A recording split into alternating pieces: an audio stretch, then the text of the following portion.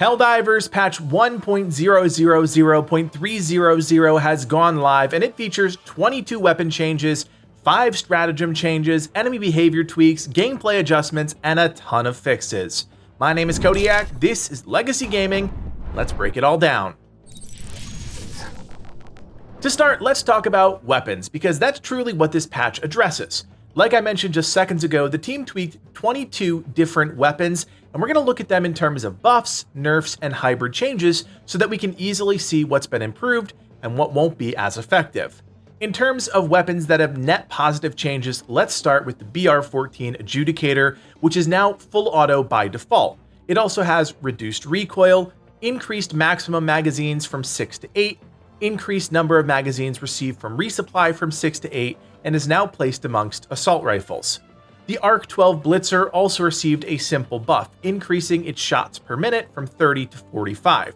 It also now is placed in the energy weapons category. Another weapon that was buffed is the AR-23C Liberator Concussive. The damage was increased from 55 to 65. Similarly, the AR-19 Liberator had its damage increased from 55 to 60. The LAS-7 Dagger also had its damage increased from 150 to 200. The P8 Senator had a solid buff, increasing its damage from 150 to 175. It also now has a speed loader, which substantially speeds up the reload when an entire cylinder is spent. The P2 Peacemaker also saw a buff, increasing its damage from 60 to 75. The R63 Diligence also had its damage increased from 112 to 125. The 63 CS Diligence Counter Sniper finally got a buff, with its damage being increased from 128 to 140, and ergonomics slightly improved. The new RL-77 Airburst Rocket Launcher is already getting some changes as well. The Airburst Rocket Launcher will no longer detonate when shot near stratagems such as the HMG turrets, sentries, resupplies, or other Helldivers. It also has reduced proximity radius. Finally, the MG-101 heavy machine gun now has a third-person crosshair. Not sure why it didn't have one to begin with, but here we are. Overall, not a bad set of positive changes to weapons that have all largely been underperforming. I'd argue the change to the Senator is probably the most surprising, as that's always been a solid weapon, but now it looks to be even more viable. Next, let's look at the hybrid changes, the weapons that received buffs and nerfs all in the same patch, starting with the CB9 Exploding Crossbow. It now has a slightly smaller explosion, increased stagger, decreased number of maximum magazines from 12 to 8, increased number of magazines received from resupply from 6 to 8, slight reduction in ergonomics, and a muzzle velocity increase. The SG-8P also received an interesting hybrid change. It does now have decreased maximum magazines from 12 to 8, but an increased amount of magazines received from resupply from 6 to 8. Projectile speed has been increased, but will still keep a similar range. It also has decreased damage falloff on the explosion and is now placed in the energy weapons category. The LAS-98 laser cannon also received both a buff and a nerf, slightly increasing its overall damage, but reducing its damage versus large volume bodies such as tanks and hulks. The LAS-5 Scythe also saw some hybrid changes, increasing its overall damage from 300 to 350, but decreasing its maximum number of mags from 6 down to 4. Our old friend the RS-422 railgun now has increased armor penetration in both safe and unsafe mode, but also now has its stagger force slightly reduced. Of course, we need to look at nerfs as well, and as with almost all patch notes across the history of time, people are going to be upset about these changes as they once again cripple some of the most used weapons currently in the game. The LAS-99 Quasar Cannon, one of my favorite stratagems currently in the game, now has a 5-second longer recharge, which is staggering if you really think about it. The LAS-16 Sickle also had its total magazines reduced from 6 down to 3.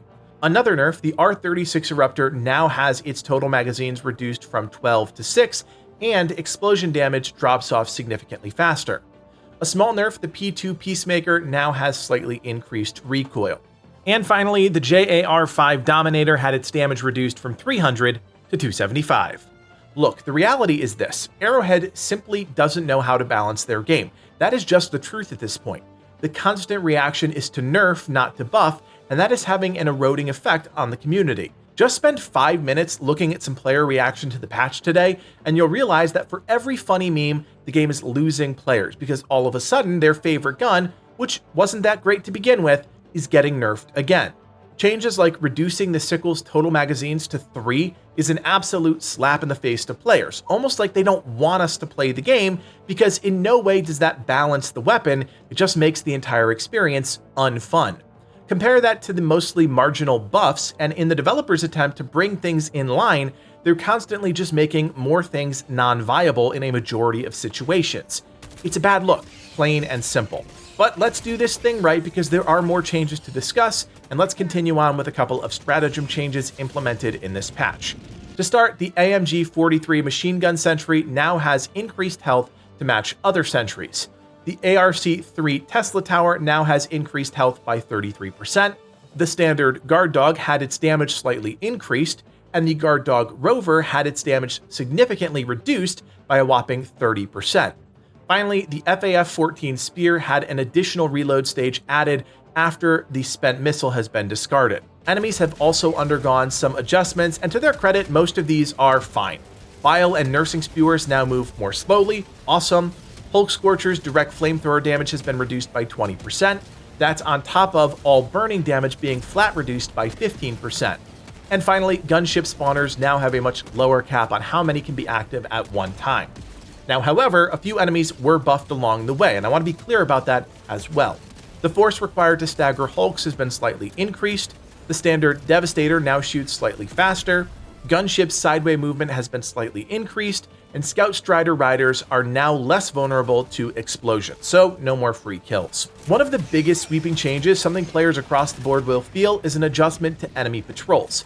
It's an interesting change, one I would say is going to have a significant impact on players that like to do missions solo or in small groups less than 4. Now, patrol spawning has been increased when there are fewer than 4 players. The fewer the players, the bigger the change. For 4-player missions, there will be almost no change compared to before. The biggest noticeable change will be for solo players at higher difficulties. I'm not entirely sure why they made this change. It seems like an interesting thing to focus on, unless they're directly trying to counter some solo farm issue that's been plaguing the community. But as far as I know, that's not been the case. It's a slightly baffling adjustment that I think will end up having a serious negative impact on players across the community. There are 4 other gameplay changes I think are worth pointing out. The team has made minor level generation improvements to how they distribute locations throughout the mission map.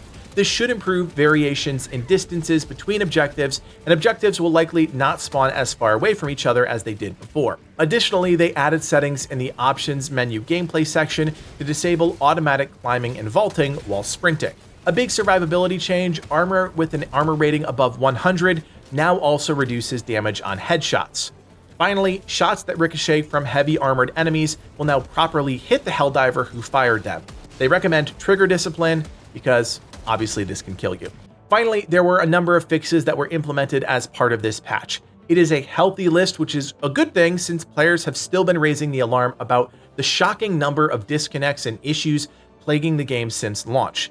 Since we're not seeing a ton of new content, hopefully the team isn't injecting new bugs into the mix, but that's always a reality when dealing with a major patch. Let me just say it straight up. I am not a fan of how the Helldivers 2 team adjusts their game.